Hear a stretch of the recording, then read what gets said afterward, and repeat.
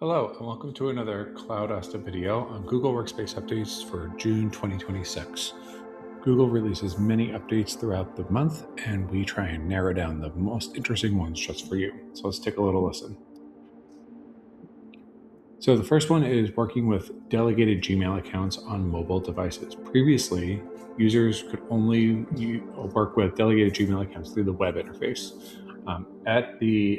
Later this month, we're updating so Gmail app can use delegate emails to read, manage, and compose emails on behalf of that email address. This is for iOS and Android. This is going to make a huge difference in removing a barrier for those who are using delegates and rely heavily on mobile devices for daily productivity. When you're using the app, you can now switch between your own inbox and delegated accounts, view unread message counts for those inboxes, and see how those emails are coming in right on your phone. The next one is the ability to control whether users can have temporary chats and the ability to delete conversations in the Gemini app. So this is kind of a admin setting and a user setting, being able to go ahead and give users the ability to have what's called temporary chats within Gemini that aren't saved, or the ability to delete conversations. So these are both going to be settings that you can go ahead and tweak within the admin console, and then your end users will have or not have those abilities based off of those settings. Another one related to Gemini within the editors is within Google Sheets. And this one I'm really excited about is the Gemini to be able to go ahead and fix formulas and troubleshoot them. So you see in this example here, there was an error, and when you hovered over, there's a nice little fix icon, and then it opens up the Gemini sidebar to go ahead and explain and fix that formula for you. Since Gemini is built directly into Sheets, it removes the barrier of writing complex formulas, copying and pasting, and going back and forth. This should make things so much quicker for going ahead and making those complex formulas working, and working through any errors that you have.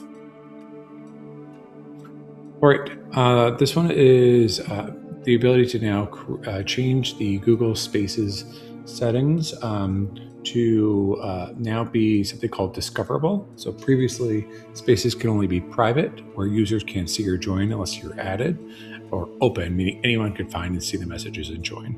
Now there's that middle setting of Discoverable.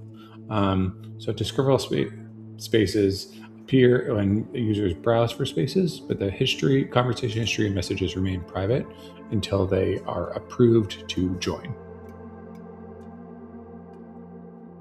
The next is with Google Voice. You could see this is on mobile, but now you have the ability to do take notes for me with AI note taking within Google Voice phone calls. So this gives you the ability to record and transcribe calls, summarize key points, organize action items, and all which are sent via Gmail and stored in the Voice app. This eliminates the manual note-taking while you're on the phone, and will be available for new voice users by default. And admin users can easily turn it on or off at the domain, OU, or group level. This one I think is really cool. The ability for Gemini within slides to create fully native and editable presentations. What's different here is now when you go ahead and ask Gemini to create a presentation for you, it now walks you through a guided process of like, okay, what are the details? What are the different sources that you want me to go ahead and leverage? What is the number of slides, the tone, the style? Here are the steps. Here's a preview. Do you want me to go ahead and change anything before it does any of the work? So that way you can go ahead and fully get as much pre-prompted as possible to go ahead and create this. That way you keep your brand intact and grounded in your own content. And you get all the slides all at once, which is very cool and very slick. All right, and then our last one that we thought was most notable, and I think my favorite of the summer so far, is the ability to create custom event colors with a Google Calendar. So previously, you were limited to the 11 predefined colors for Google Calendar. Going forward, users can go ahead and use an expanded color palette, as well as utilize additional colors using a full RGB color picker. So now you can go ahead and make those calendars as colorful as you like and slightly different shades of green if you would like them to. All right, thanks for listening. If you have any questions, please reach out to us.